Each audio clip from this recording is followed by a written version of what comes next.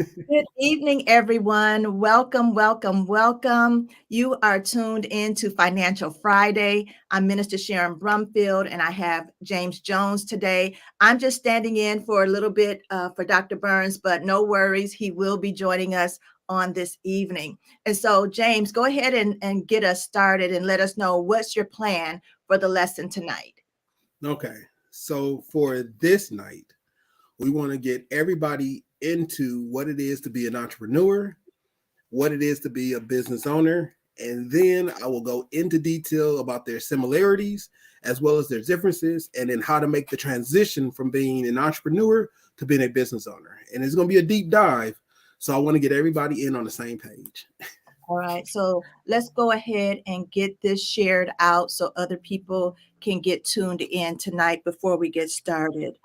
So just give us a little update on what we've done since we started, like a really quick, walkthrough of what we've done during Financial Fridays. Whew, that's a lot. Just a So quick one. So during Financial Fridays, we talked about our vision. We talked about making six figures. We talked about everybody being 100 millionaire, and then we got into outside the dreams, what it is to actually be an employee, what it is to be an entrepreneur, what it is to be a business owner. How does these things transpire over time? When you talk about home ownership, how do those things help? How do we reduce our how do we reduce the amount that we're spending so we can reallocate those funds and get them assigned properly so we can invest in ourselves?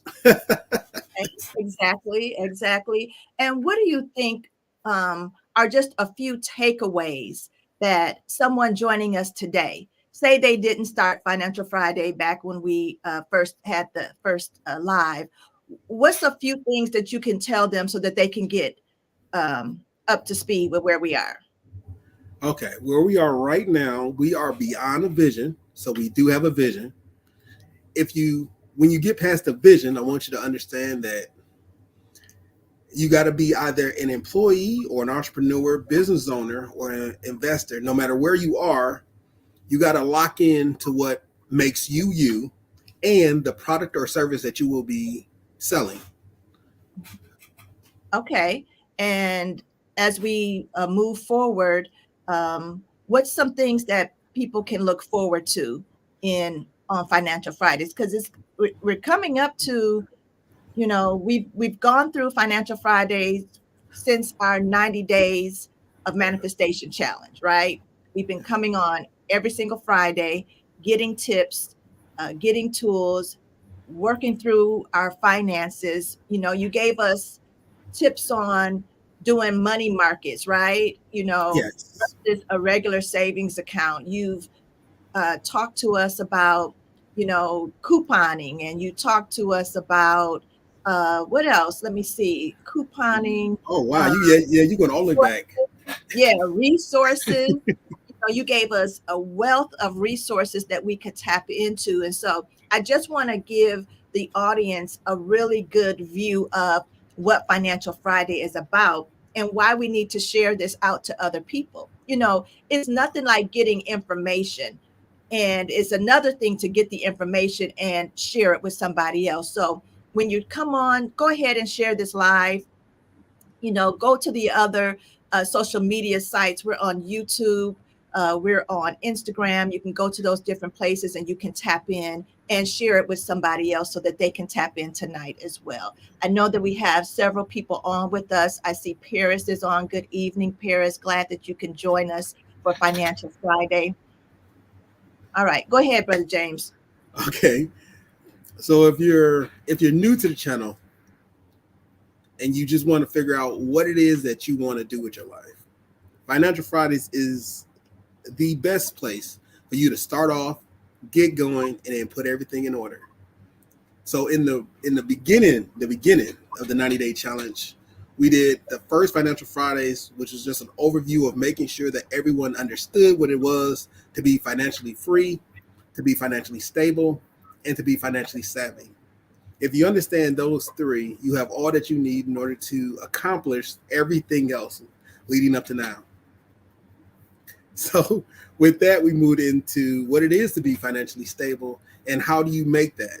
And it was a formula that I've been using for decades now.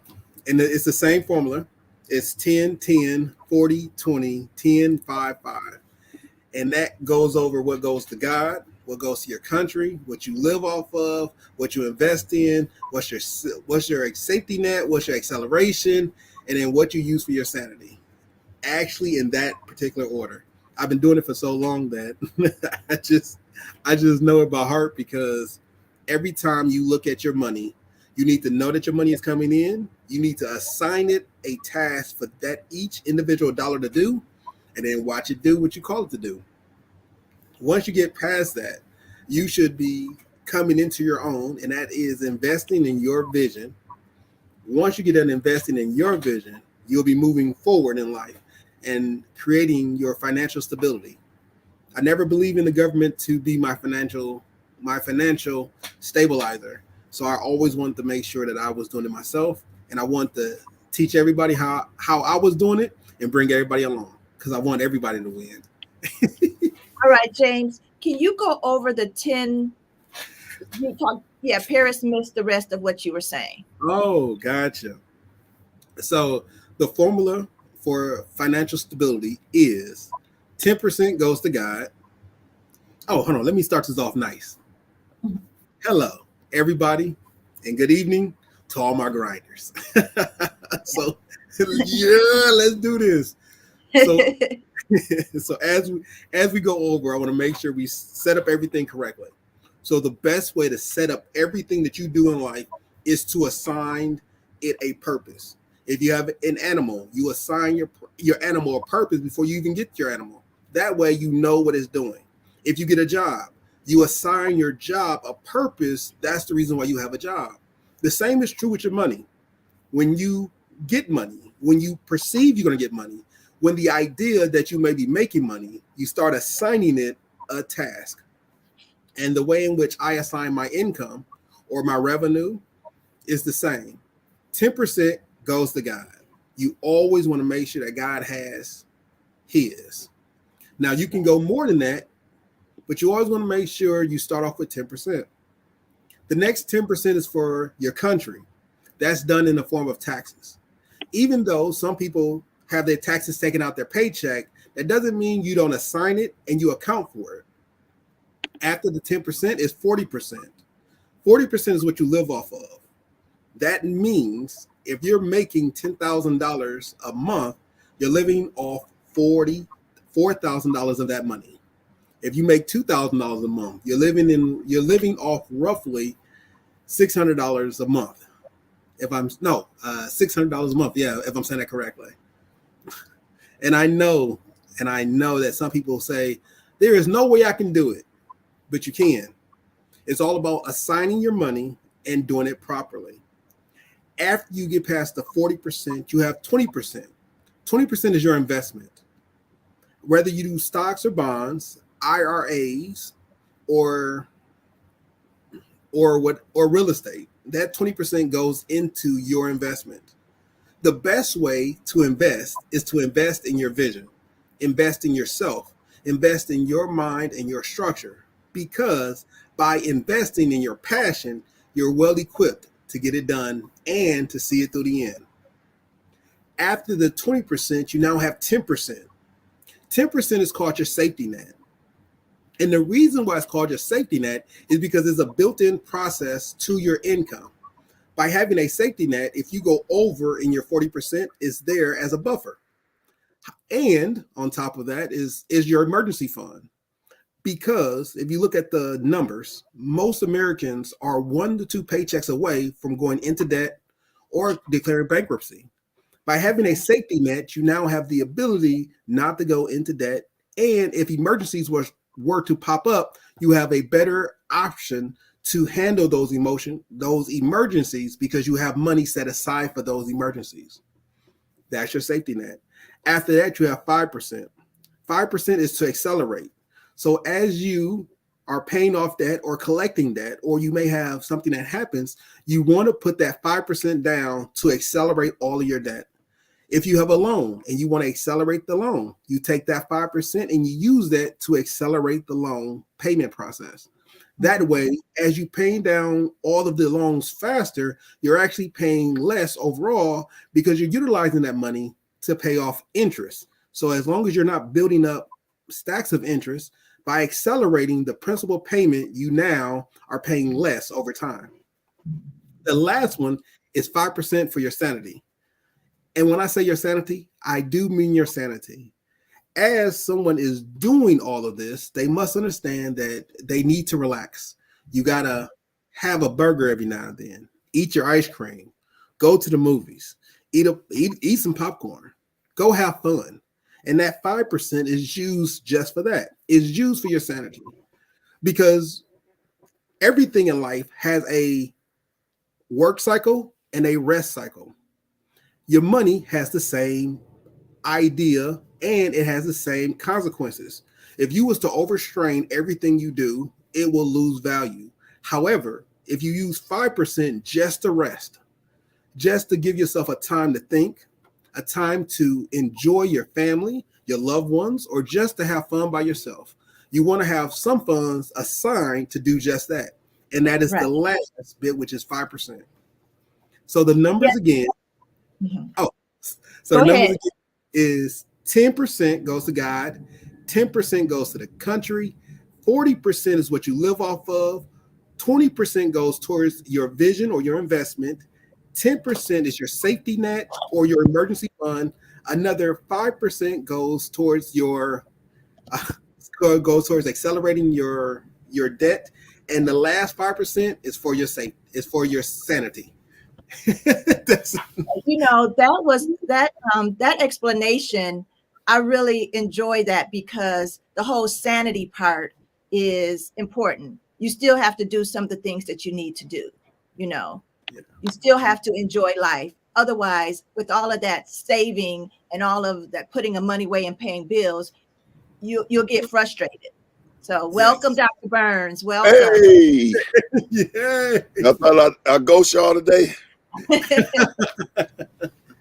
That was good stuff. I was listening as I was coming on, and I do agree with you, Minister Bruffield. I think that a lot of times we look at all of our money as going out to bills, everything going out to bills, and we don't think about the sanity part. We don't think about what's going to keep us going, because at some point you're going to hit a brick wall, right?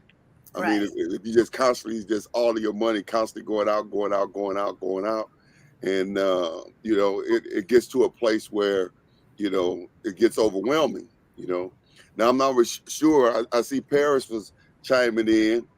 What did she say, Minister Bruffield? She asked the original question, so she's saying that he broke it down for her. Oh, okay. Understood. All right. Okay. Kool-Aid. Well, Ms. Bruffield, you might well stay on there. Y'all flowing, and I'll be the third wheel today. Good evening, grinders. All right, keep on going, James. Where y'all at?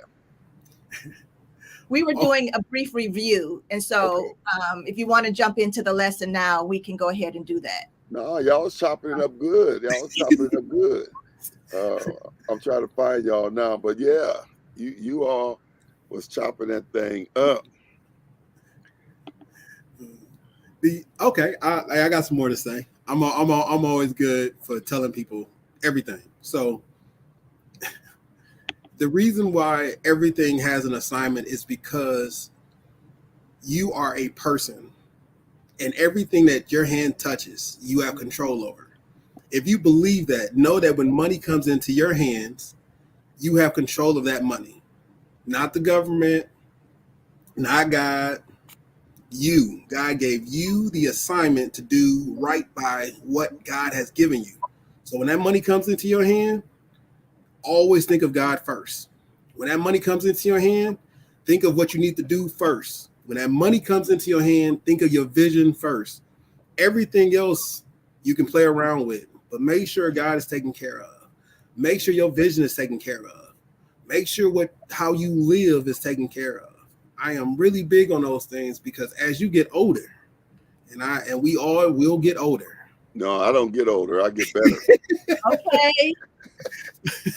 My children get older, but I get better. Listen, go back and say that again. Now, those are your main things there that you're talking about, and you say always take care of God first. Now, say those things again. Okay. So when it comes down to it, everything that touches your hand, you have command over it. So when you get paid, when you receive your revenue, God comes first. Always pay God. When I say pay God, I don't mean like you're paying to live. I mean, you always got to put God in your sights. God should always be someone that you think about, not something, not some object. It always should be someone you're thinking about. When it comes to you, you should always be thinking about you. You should be a person that says, I do love myself. God is first, but you do have to love yourself. Okay, but watch this though. I hear people, they say, I can't afford to tithe. That's what I hear people say. I can't afford to give God his first. I got all these bills. My child in private school or whatever. I got this car note. I just got all these bills. I don't have enough money as it is. And so I hear people say things like that. What do you say to that? This is gonna sound bad, but That sounds loseristic.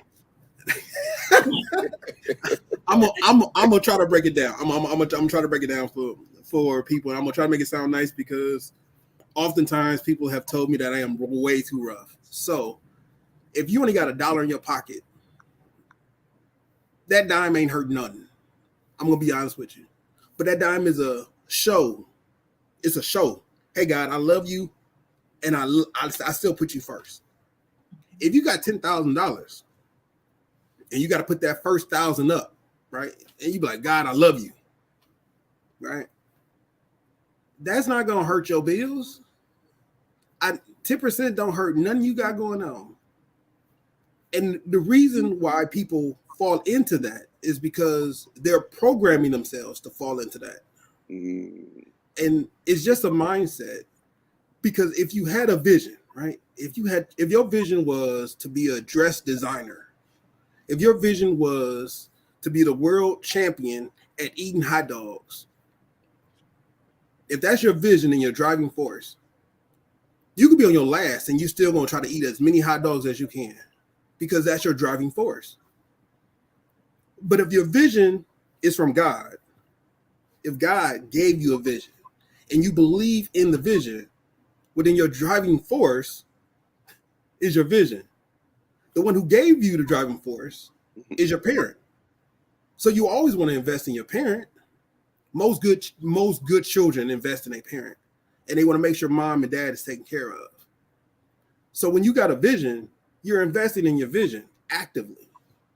In the formula that I gave, 20% of your income is going towards your vision. 10% is going towards God. So when someone tells me I don't have enough, I often ask, why? Because it's not that you don't have enough. It's you have a reason why. Because if you got money coming into your hand, a dime out of $1 doesn't hurt you. The things that hurt you are the things in which you know to be wrong, or the pleasures that you fall into. And when I say pleasures that you fall into, because I fell into those pleasures. And I personally have thought, oh, it's nothing. But then once you start pursuing your vision, and that's why I'm really big on your vision. If you pursue your vision, there is nothing that is more tantalizing. There is no pleasure that can get you more than a vision. Because when you sleep, your vision's there. When you wake up, your vision is there. When you go to the bathroom, you close your eyes for 38 seconds, and you can see your vision. When you can see yourself at the pinnacle of where you're supposed to be, then tithing isn't an issue. When you start assigning your money, tithing is not an issue. Offerings are not an issue when you assign. Now, if you're just spending money loosely, And that's the dilemma that I have seen most people who can't give an offering, who can't give to the church. That's the dilemma that I have seen people fall into, is that they're not prepared. They're not assigning their money. They're just giving money out their pocket. Now, I hear people say that same type of mentality as far as not being able to afford the tithe.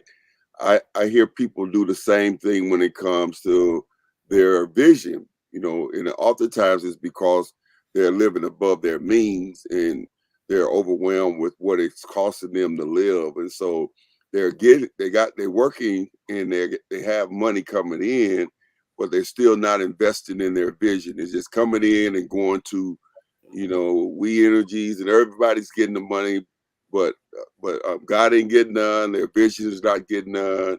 And when you hear those kind of things, you say, well, what do a person do? What do you say? I had the same discussion with my brother, and when I was talking to him, all right, my brother who probably he probably gonna hear me. Just let him know I said I'm sorry first, okay? I'm not gonna say his name, but I'm gonna say I'm sorry first, okay? Because I say that because I have committed my life to going after my vision. Okay. So when that happens, I am sometimes not quite aware of some things. Let me make sure I say that correctly, because because I got these words, and sometimes these words trump up and they overshadow the meaning. So let me tell everybody the meaning first. The meaning of what I'm saying is, I love you and I want you to do better, but I can't force anyone to do better. Mm-hmm. With that being the foundation, let me get into it. Okay. Some people set themselves up for failure. And when they have somebody telling them, hey man, you're going down the wrong road, they're so driven about proving you wrong that they double down into the wrong road. And I, for the life of me, don't have the best idea as to how to change that other than a life event. Most of the times when people are on the wrong path, going down the wrong road, and they are just being belligerent about what right looks like, I found that typically they hit a wall, they have a heart attack, they get out of commission, and then while they're recovering, then they regroup, then they recap. Then they understand that maybe I was running too far. Maybe I was going too fast. Maybe I was just doing too much in the wrong direction. And I say that because, and I got to give you a meaning for this. The meaning is, if I build a bad house on bad land, mm-hmm. and the house start to tilt, whose fault is it? Is it the builder? Is it the person who did all the materials? Or is it the person who made the plans on bad soil? Mm-hmm. I tell you, it's the person who picked bad soil. But if the same person was to realize what they're doing, mm-hmm. right? You're halfway doing the build, you see the house leaning like the Tower of Pisa, and you may say, hey, you know what? This is not what I want. So they got to regroup. Suck up your pride. And that's another issue that a lot of people fall themselves in. Because they often ask, who are you to tell me that what I'm doing isn't right? Mm-hmm. Well, I'm telling you because I'm doing it, and I kind of want you to do it too. So I got to tell you, it's out of love, but people have to swallow their pride and take a financial look at their financial situation. And that's the best way to lead people to having a better mindset of their finances.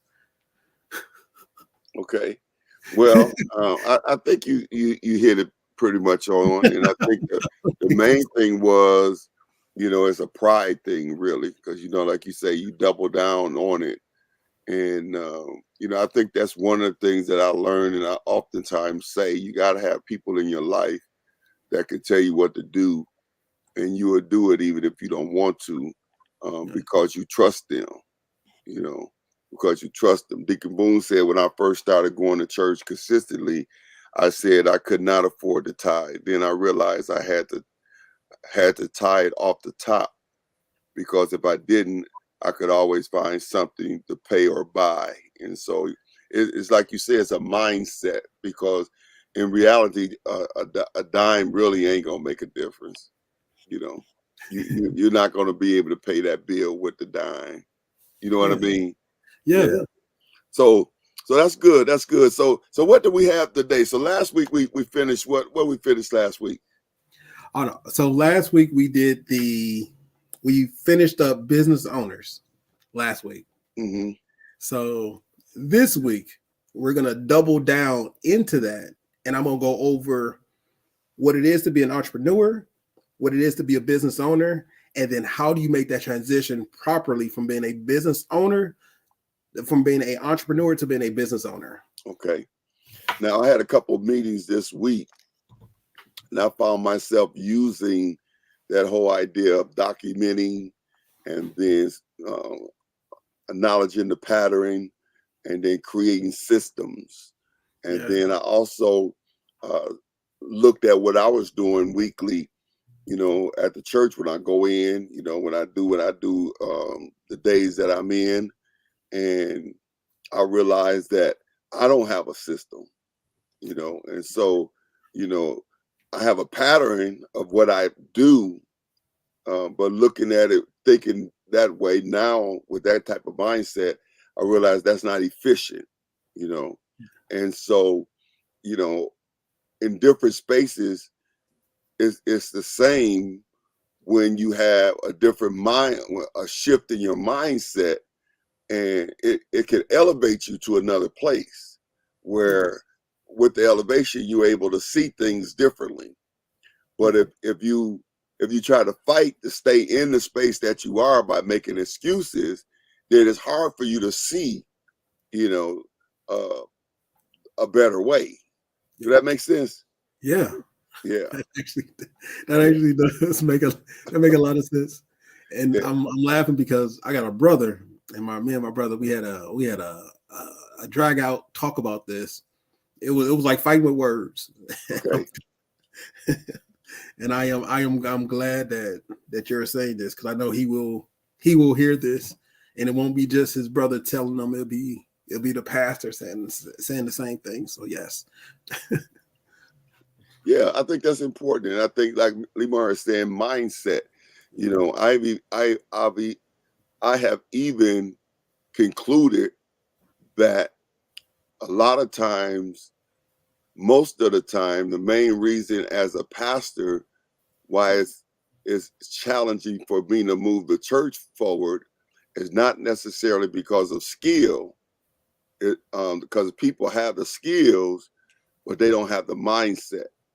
There's some people think that if they contribute, that it's going to take away from what they're doing in their personal life. So they have the skills, but they won't lend the skills to the kingdom. Yes. Or they'll give the kingdom minimum requirement. And it's because of mindset, the way they're thinking. You understand what I'm saying?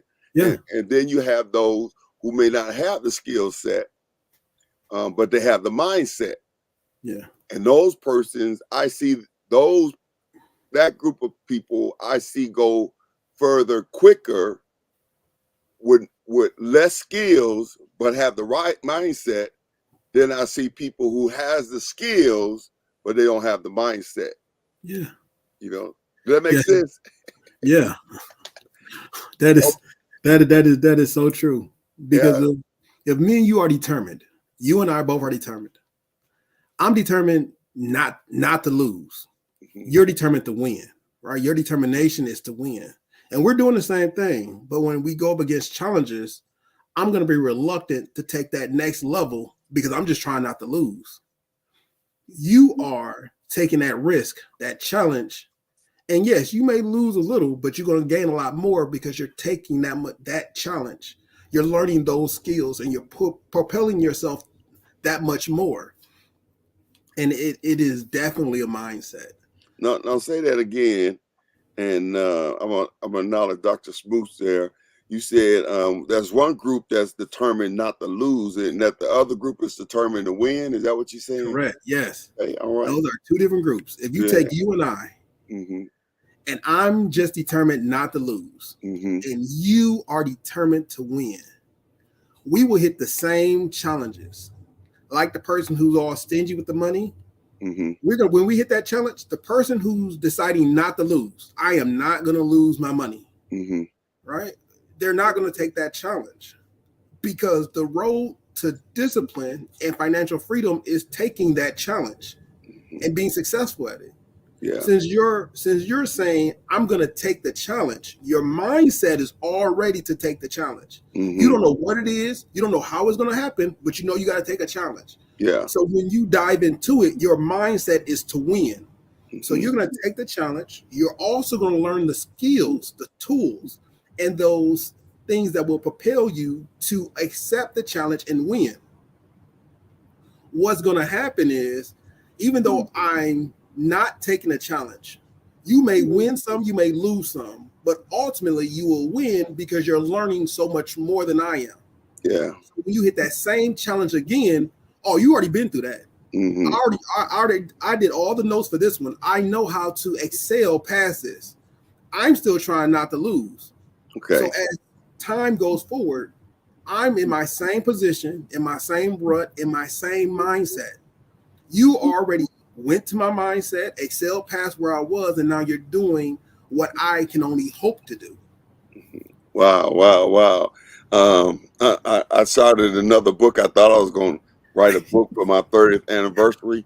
You know, I'm always starting stuff, and I need to put that in there right there.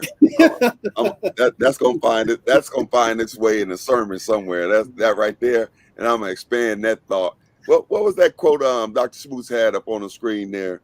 Dr. Smoots said, "Money is a tool, not a goal. Once you get good with a tool, you can then build." And that's good right there. That's good. Oh, yeah, I like good. that. So let's go ahead and chop it up and get into today's lesson. I think. Oh, did we say, Mr. Brumfield, or do you remember? Were we going to do answers and question and answer today, or did we do that last week? No, we're gonna do it now. Oh, we're gonna do that today, and then we're gonna move on to the next one. All right. So listen, we wanted to make sure that we wasn't running off on you all, and you know we're getting deeper. It ain't really deep. We use the term deep, but it's just layers of knowledge. You know, so we're layering on knowledge. We're going to step 1 and step 2, and so we're climbing.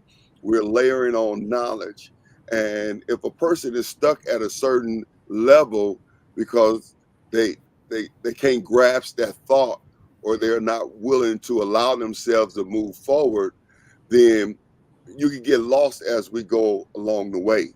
And so today we wanted to just pause for a moment just to make sure, you know, everyone, that we're all still kind of on the same page. And so based on all of the things that you've learned up to this point, whether you've been on all of the Friday night Financial Fridays, or whether or not you've been on some or just one, the information that you've been receiving, is there something that you have a question about to help you to crystallize whatever that thought is that you might be wrestling with, or that thought that you might need an answer to in order to be able to move forward with what we're talking about? And so we want you to put that in the chat. Now, hopefully you've already done your minimum requirements, and that was to, you know, fill out your budget sheet. All right, for your year. You're supposed to do that in January, and then you are supposed to look into a money market account, or a CD, or both. All right. Yes. And so those are your entry levels, you know. And so if you're really serious about it, then those are the steps that you need to, you know, you need to start there. And going back to what James was just talking about with the mindset, if we're determined not to lose, we're not going to take that risk. But if we're determined to win, we're going to take the risk and we're going to learn from the risk and we're going to keep on learning. And each time we come into that same situation, we're going to excel where the other person is going to still be trying not to lose. All right. And that's the good stuff right there. When I heard you say it, I was like, when I heard you say it, I was like, man, that sound nice. Did I say that? Yeah. Like I said that earlier. Yes, sir. I mean, this is really, really a powerful thing that we're doing here. And I don't know, I talk to certain people afterwards as I see them, and I ask them certain questions. And I know some of the people kind of dropped out along the way, and that's cool. I'm okay with it. I know that after we get through this portion of Financial Fridays, we're going on. We're believing that our book will be done. Yes. How to make six figures, yes, and yes. we'll begin to use that as our workbook as we go forth. And so being able to already have that mindset is important. I was talking to Pastor Powell, and most people know Pastor Powell's. He owns a lot of McDonald's in the franchises in the city of Milwaukee and probably other places, I don't know, but he definitely knows about business. And I was talking to him, and he said that being a millionaire is not about money. He said if you gave a person $1 million, that doesn't make them a millionaire. Because if you gave a person $1 million and they got a $10,000 mindset, it won't take them long to take that $1 million that they have and get down to $10,000. Or you give a person $1 million and they got a broke mindset, it won't take them long to be broke. And we know that to be true if you look at the lottery winners. When you look at the history and the stats of people who win the lottery, they are broke, and in most cases worse off than they were before they won the lottery. He said being a millionaire starts with a millionaire mindset. Yes. And so you have to be able to see that place that you're trying to go in your mind, and you have to begin to operate as though it was so. You don't wait to it. That's why people say, Pastor, when I win the lottery, I'm a tithe. And in my mind, I said, if you ain't tithe now, you ain't going to tithe when you win the lottery. You know what I mean? If you win $23 billion, mm-hmm. your tithe for $23 billion is $230,000. $230 million. $230 million.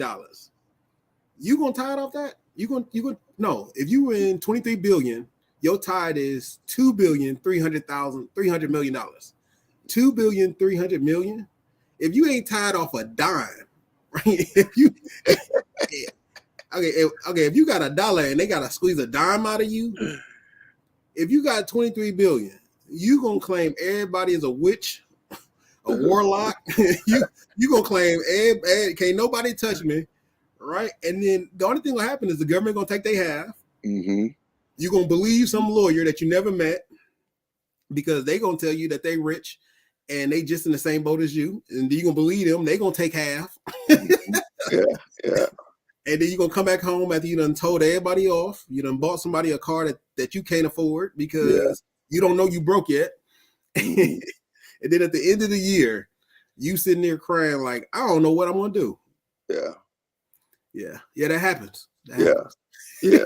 Lemar says, hashtag I'm determined to win. That's a good hashtag to put in the chat there.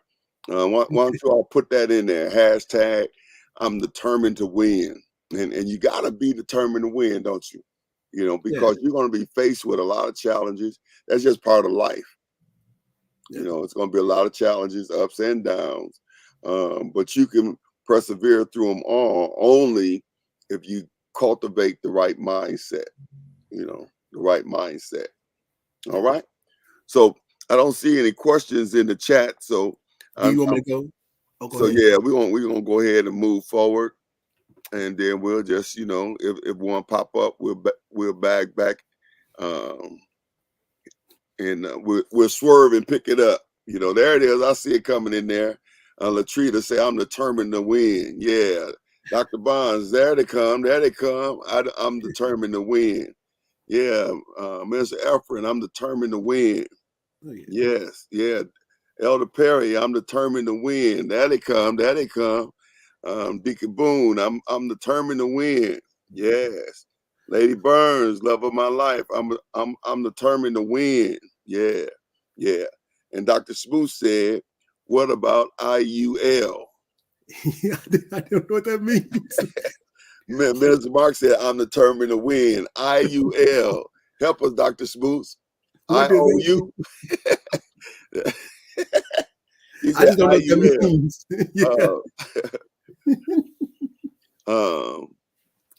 IUL. Invest, understand, little. Language? You got us on that one, Dr. Smooth. You had to give us a little more. If James can't get it, then I know we life insurance.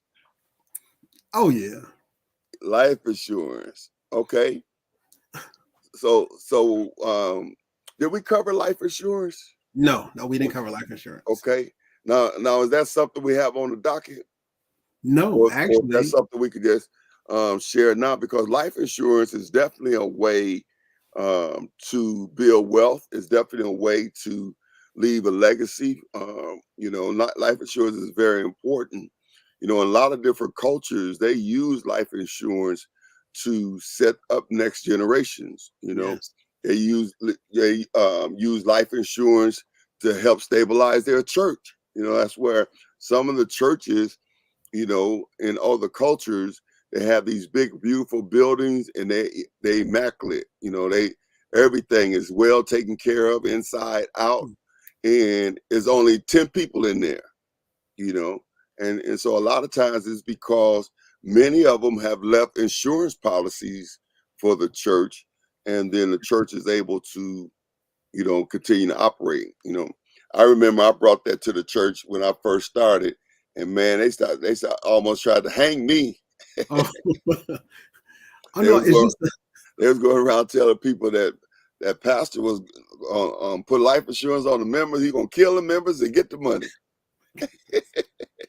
Oh my goodness, that is. So sometimes in our culture we don't understand, the whole idea of the different ways that you can use insurance as a wealth builder. What are your thoughts on insurance? I thought that was crazy, but some of that stuff is just it's a mindset, or it's just education. So when it comes to life insurance, every job that anybody works at that's built by a corporation, your job has a life insurance on you. So when somebody says, "Oh, that's so crazy," it's not actually crazy. It's quite legal, and there's a reason for it. Because if you work for a company and you're investing in that company, you have a financial benefit to that company. If you was to cease, that company get some revenue from you. Now I know that sounds bad, but think about it as a church. If I invest 20, 30, 40 years at this institution, right? Why is it when I pass, it will be looked at as a disservice? Am I dying at the church? Is the church trying to kill me? Or am I investing in a place that I call home? That if I call this my sanctuary, and my sanctuary is doing a benefit for my Lord, my God, it's not hard for my church to reinvest in me in case I perish. Because unless Jesus comes back, I'm going to die too. Yeah, that's true. So when you are a father, you invest in the life of your kids, but you also invest in those around you. And a life insurance policy gives you that option, that ability to reinvest. in your life. And these are a life insurance to me is a financial responsibility to perform. It does not mean that you have to. It's something in which you highly encourage to do. Like some people like me do term life. Some other people do whole life. But life insurance is a very easy way to make sure people are financially stable. Okay. Paris said life insurance is an easy gateway to wealth. Yeah. And Dr. Smooch said it's what the Rockefellers did, you know. And so I'm not familiar of their full story of how they became who they became, but he's saying there that that was one of the things that they did. And I've heard different stories about other different people that have used life insurance in a way to further their family legacies, you know.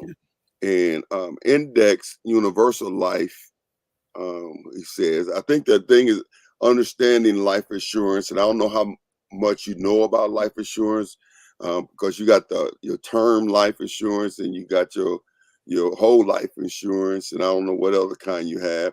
I wish I had someone to tell me about life insurance. I had term life insurance from the time that I got married. And what I didn't realize is, you know, I think my first term life that I had was like 25 years. But then after I lived 25 years, then, you know, that insurance was gone. Yeah. And now to get some more insurance, because now I'm 25 years older, it cost me more. And then I got a 15-year term life insurance because that was affordable. And guess what happened? I lived another 15 years. And then, you know, that insurance was expired. And then now I'm older again, right? And so then each time it became more difficult for me to get insurance that I can afford.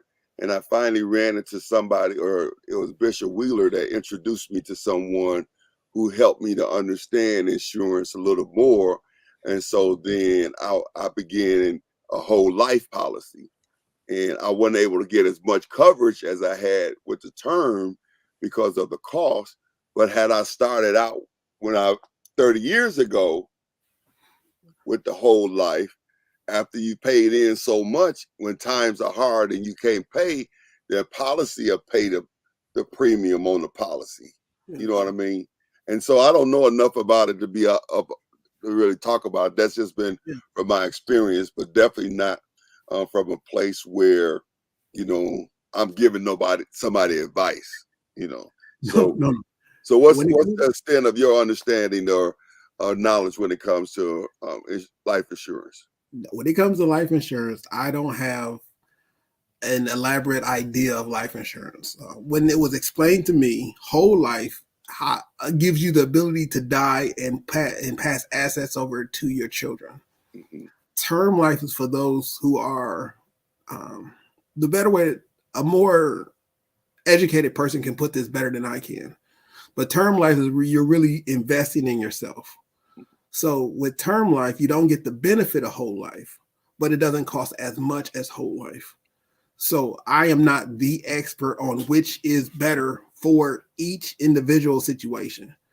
I did term life because of the fact that I am heavily invested in a vision that I have.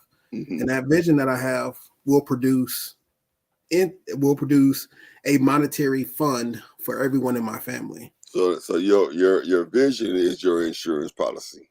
Correct. So when it comes to, but I'm not against insurance policies. So if you was like, hey, I got this whole life insurance policies, I don't talk negative for insurance policies because I do have a backup insurance policy. Mm-hmm. I think every company that I manage or own or can think about, I'm pretty much all of them got a financial life insurance backing attached to me.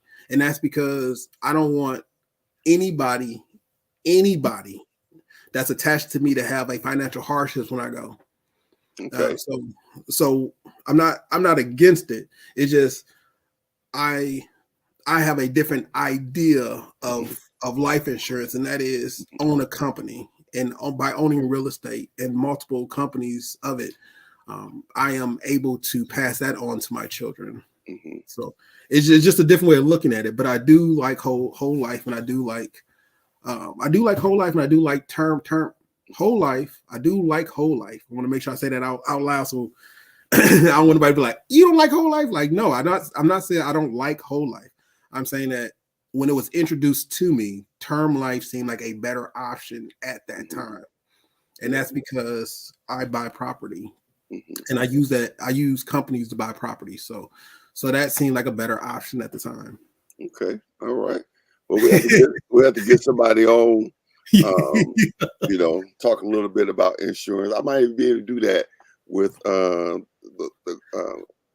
person that Bishop Reland introduced to me. She's in Florida.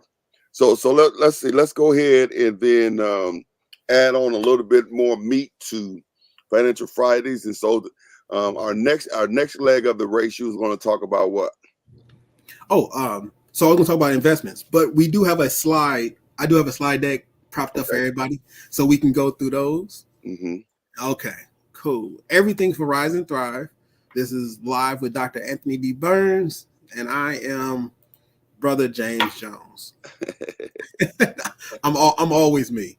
So I just want to make sure that we touch on the basis from being an entrepreneur to being an actual business owner. So when people use these terms, some people use them interchangeably, but there are differences between the two. So I'm going to go over the similarities and the differences, because we do have more in common. There's a lot of things in common with business owners and entrepreneurs, but when you start seeing that inside certain areas, there are differences. So I want to go over both of those differences. So if no one has any questions, these are the similarities to an entrepreneur and to a business owner. They may choose to have employees. They both sell a product or service, and they may be more than one owner. Most of the time, entrepreneurs are typically by themselves, and they are typically the owner. Business owner or business owners are typically one person controlling a system, or they have multiple people joining in to make the product or service. And also, both entrepreneurs and a business owner, they all strive after a vision. Because if you don't have the proper vision, you always lose sight of what you can or will do. Okay, here were some differences. So, like I was talking 2 weeks ago about entrepreneurs, they're innovative, they're groundbreakers, they're risk takers, they can have the ability to adapt to a changing climate. They're very persistent at what they do, and they are customer focused, which makes business owners ideally for starting up businesses and being the groundbreakers of new inventions. However, just last week, I talked about business owners, which they're not really into innovation and groundbreaking. They're mostly into setting up roles and responsibilities. They're not risk takers. They really are risk mitigation specialists. They're not that adaptive. They're really good at decision making, though. And instead of being persistent in the product, they're more profit motivated. And instead of being customer focused, they're more system focused. And as I go over the differences, even though the outcome may be the same, there are differences in between the two. Do I have any questions before I start? Okay, no, I think you laid it out pretty well there. Because we kind of picking up from where we were last week when we were talking about the difference between the entrepreneur and the business owner, and so it kind of self-explanatory. And then if you were with us last week, that just reiterates what we're talking about. And so let's go a little further until we get some questions that pop up. Okay. So how to transition? So when you are an entrepreneur, the good things that you can do in life is that you're innovative and you're a groundbreaker. That means that you are introducing new products, you're introducing a new line, you're introducing a new style. You may actually be setting a whole new trend. And by doing that, you're shifting the balance or the scale of the industry that you're in. And that's a great thing. When you are a business owner, you are setting up roles and responsibilities to the people who are doing just that. Mhm. So the best way to interpret this is, and as an entrepreneur, I create a brand new car. As a business owner, we're taking that brand new car and we're setting a process in place on how to duplicate the process of creating a brand new car. Mhm. By doing that, the business owner is always in the process of replicating themselves. So many people over time can do the same thing that business owner is doing. Whereas the innovative entrepreneur may build the first car and say, that's nice, but I got something better. So now they're doing another design for a new car. They may get done and say, that's nice, but I'm going to do something better. Now they're reintroducing a new car. It may fail, it may succeed, but they're always reintroducing or being innovative in the field that they're in. Okay. How you make that transition is as you create a new product, and that new product is tested, and this is a good product, you now move over into assigning roles and responsibilities. Whereas you have a good engineer who can gracefully check it and then ship it out to another area. You have a good logistics manager who understands how to ship it and move it to the right area. You have a good management team who has access to good sales service or training to make sure all those underneath you are able to do what you have called them to do. Okay. Well, I don't see any questions in the chat. Yeah. Oh, there's one. Devon, what's going on, my brother? He said, what is the risk between the two? So the risk between the two is when you're an entrepreneur, you're taking a lot of chances. So that'll be the next one is risk makers versus risk mitigations. But as an entrepreneur, the benefit about being an entrepreneur is that you are the groundbreaker. So if you were to create a new pie, you're making a brand new pie that no one has ever tasted before, no one has ever seen before. You're using flavors that nobody in America has ever laid eyes on. That's innovative. That's groundbreaking. And that's an entrepreneur because you're making the brand newest of new things. Now, there's a risk associated because it's brand new and no one has ever tasted it before. You don't know if they're going to like it or not like it. Mm-hmm. As a business owner, you now have checks and balances in which you must put into it to make sure that as it's being produced, your management team, your logistical team, your employees are implementing what you're doing. So now instead of it's you being the baker, as a business owner, you hire the right baker to do what you wanted them to do. Okay. I think that's a pretty good answer to that. When I go down the risk, then it's a lot. There's a lot more that goes into risk taking. Mm-hmm. Okay. So it's just like we talked about last week. It's all about listening, learning, and then applying it so that you can grow. And that's important because these are avenues that a person can use to change the whole financial landscape and stability of their family. Yes. Versus if we just stay locked into just one thing, especially because I think Lady B said that God gives us creative ideas, and so we talk about innovative and groundbreaking. I think all of us have the ability to innovate. Yes. We all have the ability to birth groundbreaking ideas, but I think it's a matter of going back to the mindset. It's a matter of how we've been conditioned, because some people are conditioned to work, and that's what they do. They go to work, they'll go to work. They're going to be faithful at going to work, even though going to work may not have enough perks, to meet the needs that they have, but because they've been conditioned, maybe their father was like that, or their mother was like that, or you know what I'm saying, generations, and they just work. But in spite of that, we all do have the potential to rise up out of our situation and begin a new journey, using some of these principles that we're learning, and you can move from where you are. Now Pastor Powell, he said that when you want to leave your job, when you want to leave your job, he says that you have to make sure you account for how much your job is paying. So you got $25 you make it on your job, and you make it $25 on the side. That's $50. So if you don't leave your job and start a business, you got to at least be able to make what you walking away from. And then he says he don't go nowhere without increase. So then now you will have to go from $50 to maybe $75. Yes. You understand what I mean? And so having that ability to do that, is so key to understand that innovation and groundbreaking is not as far from us as a lot of times we think. Yeah. All right.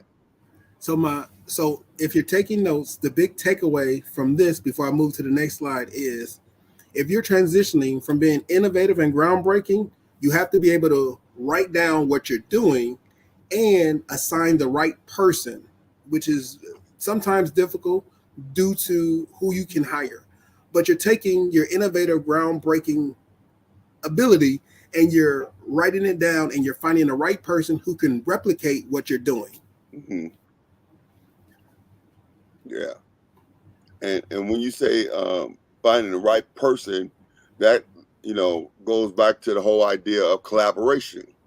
Yeah. That you don't have to have all of the giftings yourself. You know what I mean? That you have to be willing. Then going back to what we was talking about with the pride thing, we got to be very careful about, pride, because when we have pride, we don't want to let nobody help us, or we're not willing to receive, help, even though collaboration is all around us. You know what I'm saying? I see it a lot, especially when the different things that, we try to provide for people to help improve them. A lot of times they won't even come to the table. You know what I'm saying? And it's like, okay, you have to be sure that you understand what you're doing at the level that you're doing, no matter how good it is, can be so much better if you have the right people around you. Am I right? Yeah. The right people makes a difference in how fast you grow and how wide you grow. Yeah. And so, but you can stay doing it on your own, taking those, those head knocks, and you know what I mean? You can use a lot of energy trying to reinvent the wheel if you want to, but a lot of those things have already been figured out. Even like some of the things that you've been sharing on our Financial Fridays, a lot of those things has been very helpful, but it hasn't necessarily been new. It just was new to me. Yeah. All right. Well, let's keep on Cadillacing. The next one, risk takers versus risk mitigation. As an entrepreneur, I can't tell you the amount of risk you must take in order to get into your market.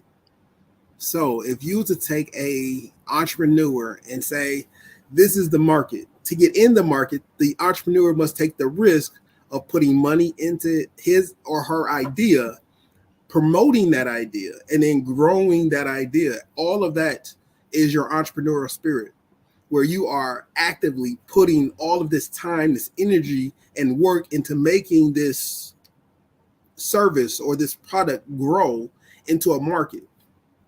And whether you're being innovative, where you're taking a product and now you're reintroducing it as a better product, or you're doing groundbreaking work and you're introducing a brand new product, both of those are heavy risk to failure and to succeed.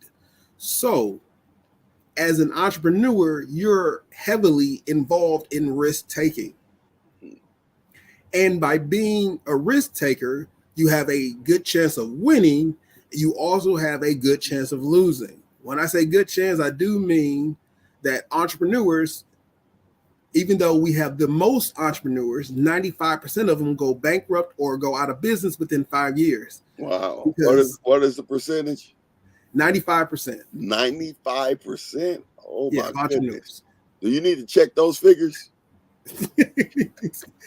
Well, because people fail for simple reasons.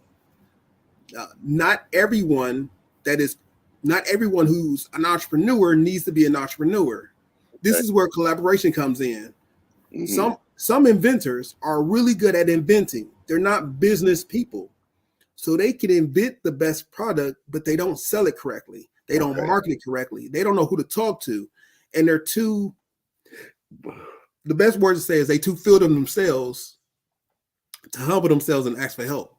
Well, collaboration is key. If I'm the best marketer, but I have nothing to market, I'm going to fail. If I'm the best inventor, like the best, there is no one better at inventing this one product than me, but I can't market it because I'm too afraid to market it. It could be another person who has a slightly less than product, but they collaborate and they got somebody who can market it. Who do you think people are going to buy from? Yeah. You may have the best product, but if you don't know how to market it or collab with somebody or do a collaboration, and that person can do what you can't do, you will fail. Yeah. And I think a great example, and it's not always the pride though, but sometimes it's just not being able to have that vision, you know. And a good example would be the McDonald brothers. You know, they had this system where they made this hamburger, and that hamburger was, you know, the whole idea of, you know, the best thing at that time, right? Yeah. But they couldn't go no further than where they were. And then it took a guy, the Ray guy, who came in to sell milkshake machines, and he sees what they're doing and said, oh, this thing need to be all over. And so then he had the vision for it, and they, even though they had the product, they couldn't see, they didn't have the vision to see that, you know, how far that thing could really go. And so I don't know how, I can't remember the whole story of how he ends up with it. I don't know if he just bought it from him or whatever, but then now you got McDonald's in every country, pretty much, I'm sure, you know what I mean? And so being able to have that collaboration or allow people with certain skill sets to help you is so key, you know, to moving forward. I think that's been something that has held me back as a pastor in our church for many years, because, you know, I know without a doubt that there's a lot of things that I'm doing that I'm not called to do, you know, and it's going to take somebody who's willing to be determined to win and not somebody who's trying not to lose, to come alongside and take that piece, and then we'll both win. Yes. You know what I mean? And so that's so important that, and I think, you know, I was listening at a older tape of Apostle Fred Price talking about, he did a series on racism, and he was talking about how the mindset, even from slavery, is still indoctrinated in our people, you know, and that we still have this inability or difficulty working together, you know, and it's almost like we have this self-destructive you know, belief system, you know, that, you know, we're afraid to come together, you know, and I think when we look at even, you know, and I'm gonna say this, and I hope nobody don't send me no letters or nothing. If you're gonna send some letters, send them to James, you know. Don't send me no letters.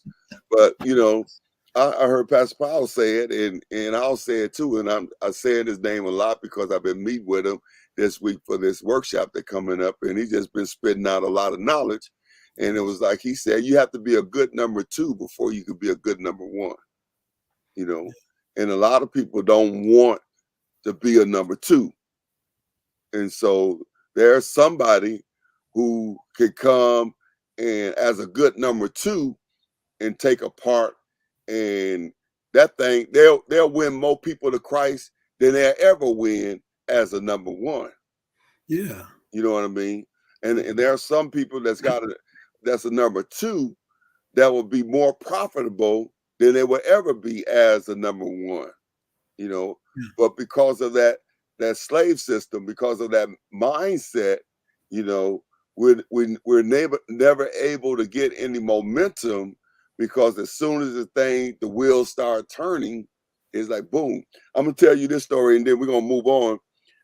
When my grandfather left me a business, and it was you know, he fixed houses and stuff like that. So he was like a bougie handyman, you know. So he had a lot of jobs in Fox Point, Whitefish Bay, you know, Bayside, all of those kind of areas. You know, where, you know, those were his clientele. You know, those are people that he would work, you know, that would hire him. And so we would go over there, we would fix porches, we would paint, we would fix sinks or whatever that was needed in there. And so when he got older, he turned that business over to me. Yeah. And then I built the business up. We went from just being him to 7. We had 7 people working. We had several trucks and cars, and you know, we had, you know, people on this side over there working and people over there working. And then when I come back around, you know, when I make my rounds, here these guys sitting on the ladder, you know, trying to holler at the girls. I'm like, man, what are you doing here? You know, and then I would have this, you know, when it was time to get paid, they would see the person give me the check, but then all of a sudden they wanted more than what I negotiated them.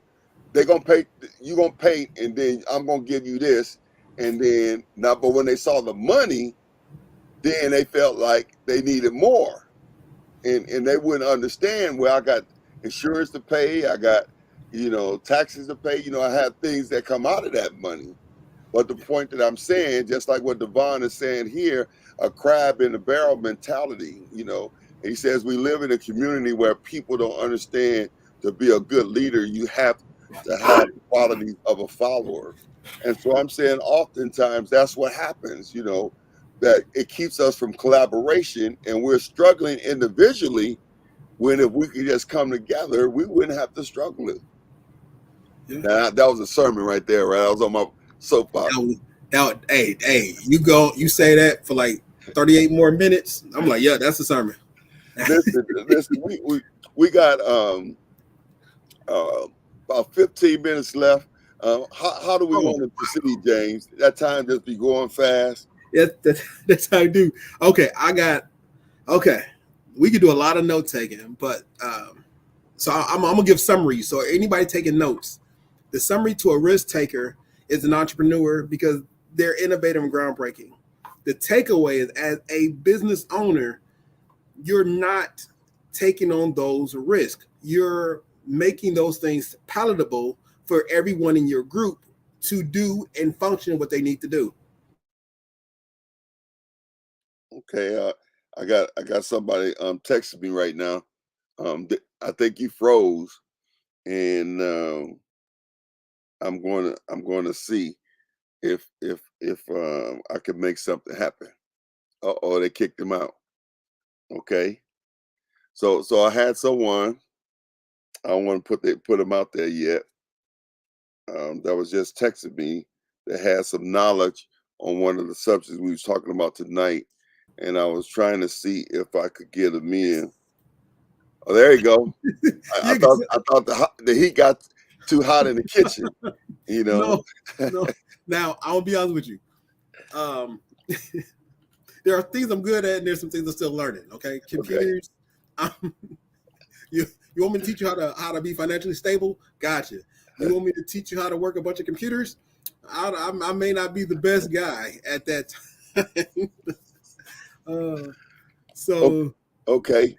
Well, I had somebody said that they had some knowledge about one of my subjects. I was gonna see if I can pull them into the screen, and we could chop it up this last. But let's set the stage for next week. So where's a good place where we could bring this into an end when you look at your next couple of slides, so we won't just leave them hanging out there in limbo? The best place to go is No, don't be skipping nothing now. no. This is right here. This is the best place to end it. Is because everyone can see everything that we're going through. And I can talk on everything. I can give a summary for all of these pieces. So when we meet back again, everyone hopefully is going to the Entrepreneurship Course 101. If they can make it, go out and support. Because if you can make it, go. It's the Entrepreneurship 101. And I am very, very, very well to understand that all of the stuff that I'm talking about, I am 199% sure that somebody's going to go over the same exact thing, or you're going to have a small group breakout session, you're going to eat lunch, and the things I'm going over, being an entrepreneur, you will be able to understand more and get everything situated. Well, I don't know, Mr. Brumfield, do you have that flyer? Let me see if I can send it to you. Well, let me say this, since you brought that up. Yeah. That the entrepreneur workshop that's tomorrow at 9:00 is definitely is not going to be in competition with this. It's just going to be some more information. And the thing that you have to understand about tomorrow is that, if you're trying to start a business, and if you're trying to get your business moving, the information that you've been getting on Financial Friday is information, is structural information, not only to help you to see, what it is that you're doing, it helps you to see where you're trying to go. So we've looked ahead. We started at a foundational place. We looked at some survival things that we could do in order to help us not spend money. We looked at ways where we could begin to assign our money, so our money could begin to work in our behalf. And then we began to look at, targets when it comes to how far it is that we actually want to go. But when we really understand that you don't want to just stop at this entrepreneur place, you want to get to a place of a business owner where you have systems and you can reproduce it.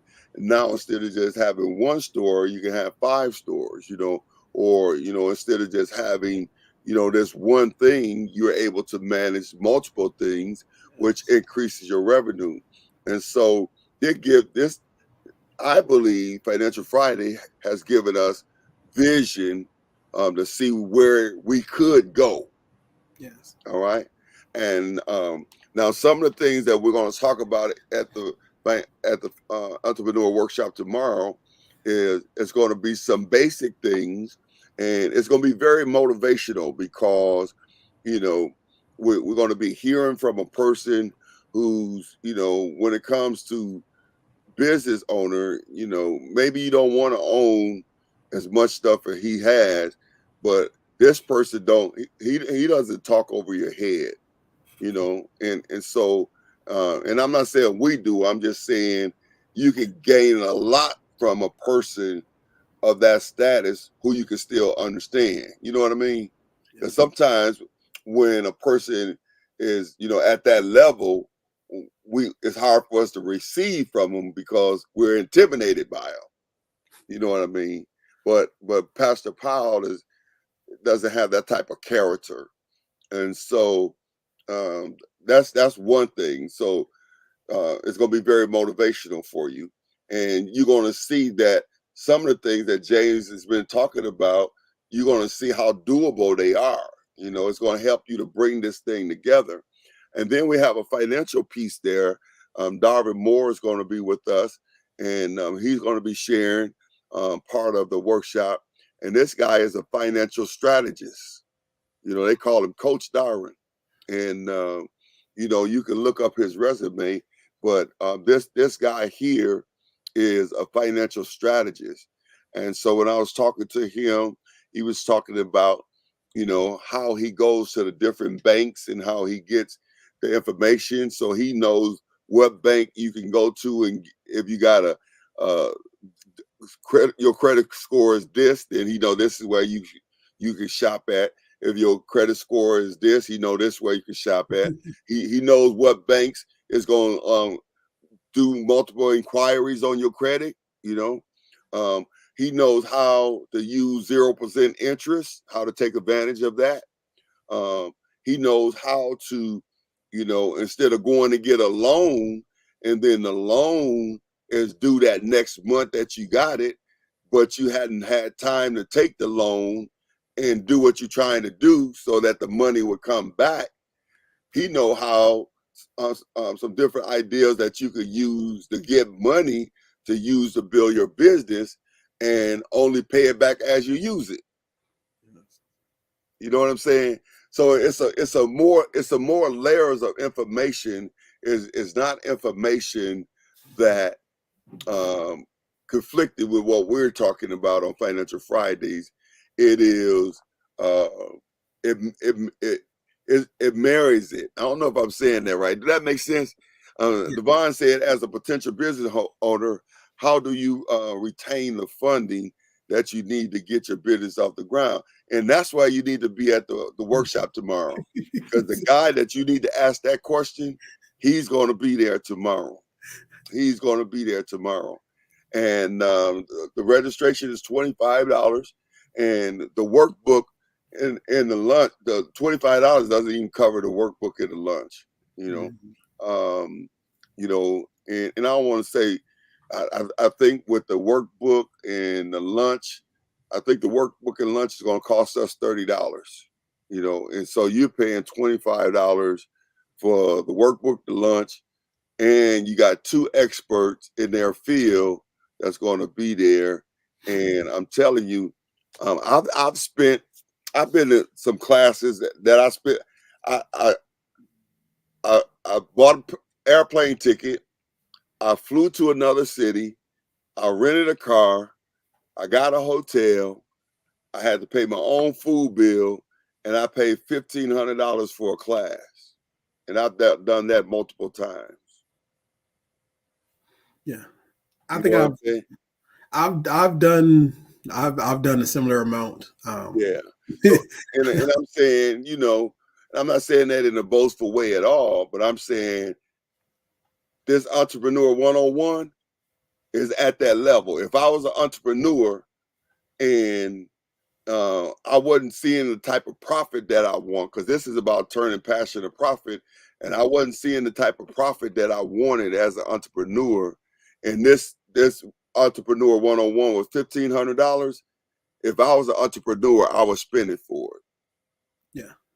You know, it would be one of those classes that I would invest in myself with. And you getting all that for $25. He's trying to learn me. He said he gonna have to put me to the side, and he gonna have to send me to a camp somewhere, because he said I'm always giving away stuff. You do. and these guys ain't doing it for free, even though they probably would if I asked them, but I would never ask them to do it for free. And so I'm going to make sure I'm going to take care of them as well, you know. And so I'm saying that, you know, I believe, you know, the community outside of Jericho is getting the overflow. Yeah.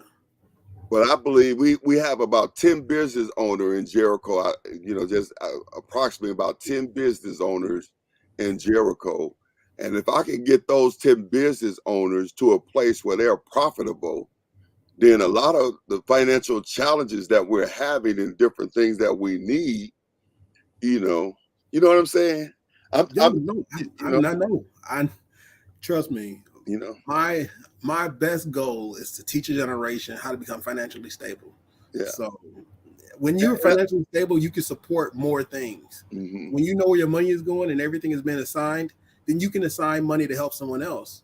mhm, And if you get 10 people to assign money directly to a church, this is not tithing and offering. This is like, hey, I know they're trying to go here, so I'm going to assign some money to make sure things are happening at the church. And then you will see the things that people don't notice are now happening, and that is fantastic to watch. and so you can never get enough information, especially if it's good information. Yeah. Because ain't nobody got time to be just sitting around doing nothing, right? Yeah. You know, and Dr. Smooth said something just then that's very powerful. He said, "How much are you willing to bet on yourself?"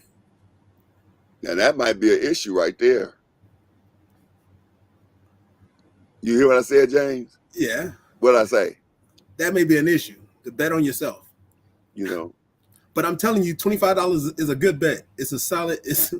If you go there with a pencil and pen and just write in the notebook and take notes, you don't that's even a have to solid come with bet for $25. you don't even have to come with a pencil and pen. We're gonna give you a pen, and we got a notebook for you. Yeah, that is a solid bet. All you Eat have to some do is lunch. be willing to give up that time from 9 to 3. Let's give up that time.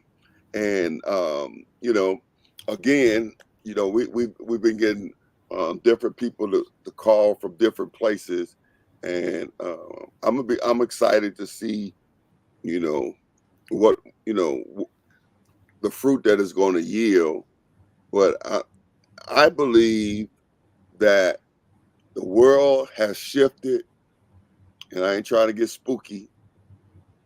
And I believe that if we don't begin to rise up and stabilize ourselves and tap into financial freedom, that in probably the next 10 years, we're going to find it very difficult to function in the world the way it's becoming.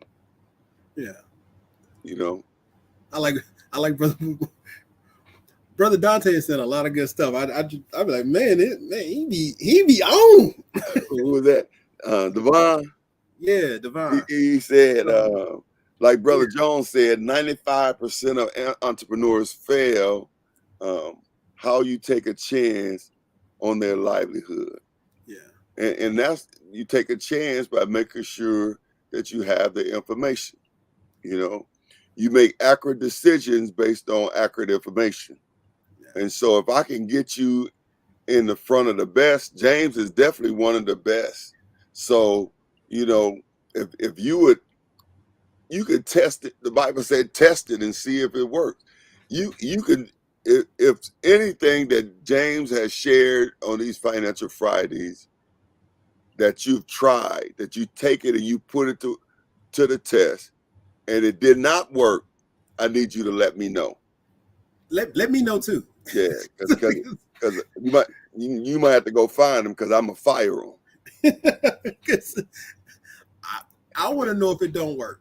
I want to know if it don't work. But when he say test, I do want you to test it. That means when you come up to it, I want you to apply the formula to it.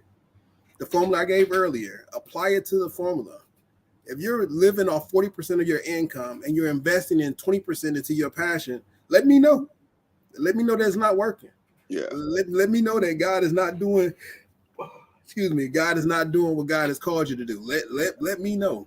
Yeah. I'll take up the prayer for you. I'm like, yo, Pop, you're making me look bad. and so it really boiling down, because we have a whole lot of reasons why we shouldn't take the risk. But I would probably say, like James with the 95, I would say probably 95% of them is fear-based. Because in the same sense that he talked about with tithing, is only a dime. And the dime, if you hold back the dime from God, you still can't pay a bill with it.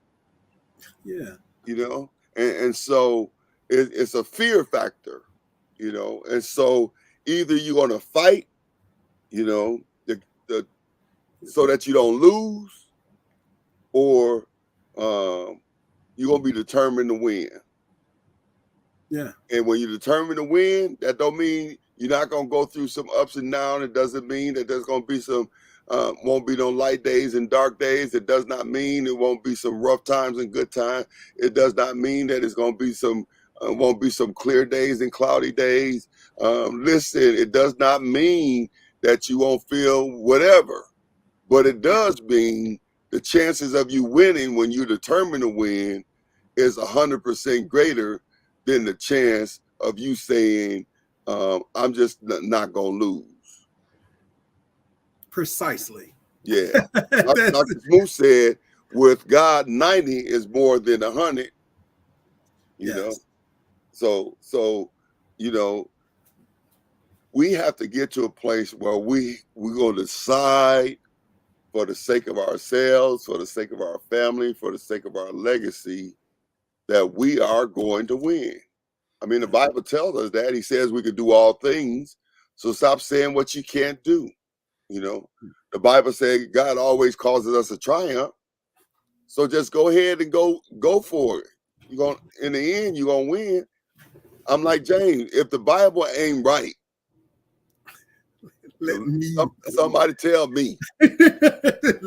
let me know.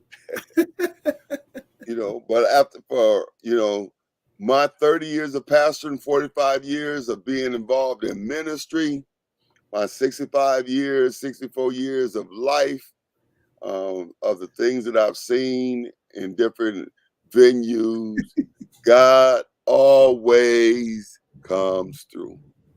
Yes. Yeah. Come on, Josiah, I hear you. He says that waiting time is never wasted time. It's always just a matter of time. Yeah, I'm preaching now. Yes, yeah. You are. So listen, I'll say Jericho, but I'll say this to everybody out there. Come on, it's time to take it up a notch. It's time to take it up a notch. We have the wherewithal. We are some of the smartest people on the planet. We have the wherewithal to change our current condition. I agree. All right. I think I don't know if James he left crying or something. I don't know where he go.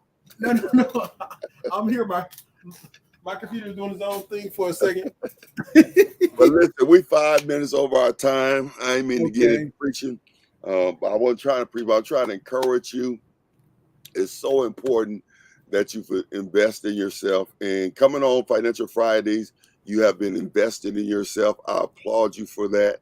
And now you got to take the next step by intentionally applying the things that you've learned. Even if you just apply one thing each Friday, you know, or if you create a list from Friday and you start applying one thing every day or every week, you know, you know, as Dr. Bonds would say, start at start, you know, and then I'll add on to there, just start.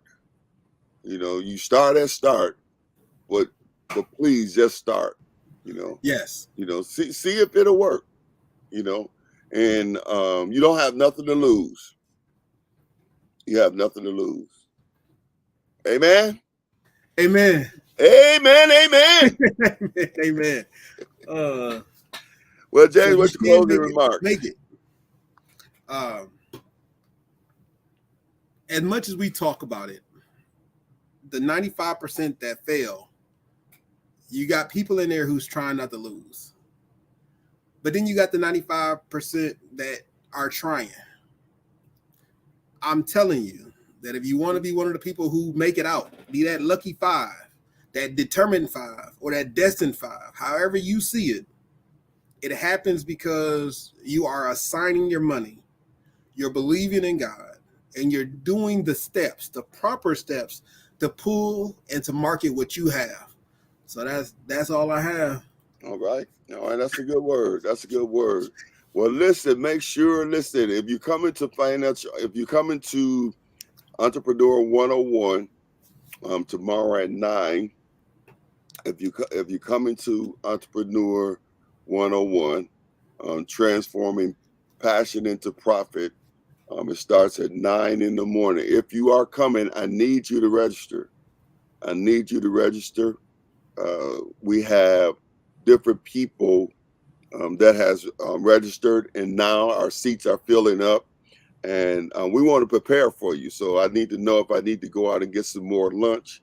The lunches that we have ordered is almost all spoken for, and so I need you to register and let me know that you're coming. If Hey, you can't pay your $25 right now, you can pay your $25 at the door, but I need you to register. I think that's possible. Dr. Bonds, you on here? Is that possible that they can register and pay at the door? If they say, well, I don't have it right now, I'm gonna have it in the morning, but let me know that you're coming. Let me know that you're coming. How do that? Hey, Pastor, you gotta let them know how do they pay for it online? Okay, you can go to my website. You can go to dradburns.com/events. That's DRAD Burns BURNS.com at /adburns.com/events, and you can go on there, and there are several ways on there that you can pay electronically. I believe PayPal is on there, and there are some other ways on there that you can pay. Dr. Minister Brumfield, will you put that last quote back up there for me? I was going to read that with what Devon said. What did Devon say? Okay. Yeah. Can we discuss proper investment next week? James. Yes. He said, can we discuss proper investment next week? Yeah, that was going to be the last one, was talking about becoming an investor.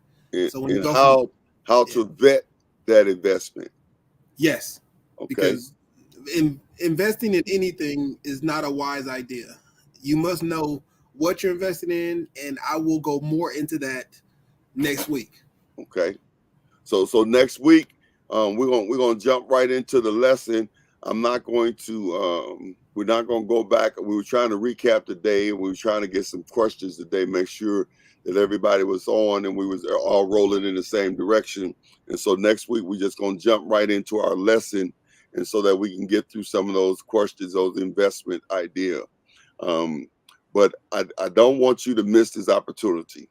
I'm gonna tell you, like my pastor told me one time. I was my pastor. He said he's in Houston, Texas, and he had an event going on. And he said, and then I reached out to him and I told him, Pastor, I'm not gonna be able to make it. I'm having some financial challenges and this, that, and the other going on, and this going on, and some things is this going on and that's going on. And then after he listened to me, and after I got done saying all that, now leave that up there for me, Minister Brumfield. After I got done with all of that, then he said to me, he said, I understand. Now do what you got to do to get here. That's what he told me. And you know what I did, right? Yeah. I was there. Did what you had to do to get there. I had to get a hotel. My hotel room was like a motel, didn't have no elevator, so I had to carry my luggage up the stairs. And my back was out during that time too, because I remember that was one of the reasons I wasn't gonna go. And I rented a car. It was almost like one of those smart cars. It seemed like it only had one seat in it. And my head was cramped up in the ceiling. And I went to the store and bought some lunch meat, and that's how I ate my lunch. But I did what I had to do to get there, and I promise you, when I left, that was one of the best decisions that I made. being there. The information that I got, and when I came back, put it into use, it yielded much more than what it cost me to go. So I'm saying to you all, especially you at Jericho, do what you got to do to get there. All right, do what you got to do to get there. I got mine. Whatever you put on hold, it for what you're going to receive, you're not gonna, yeah, it's not gonna be to compare. All right, that's all I got to say about that. All right, so you can hit that QR code, or you can go to dr80burns.com/events, and you can register.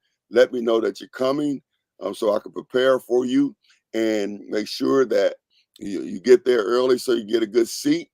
And I am excited, and I'm looking forward to seeing some entrepreneurs go to the next level.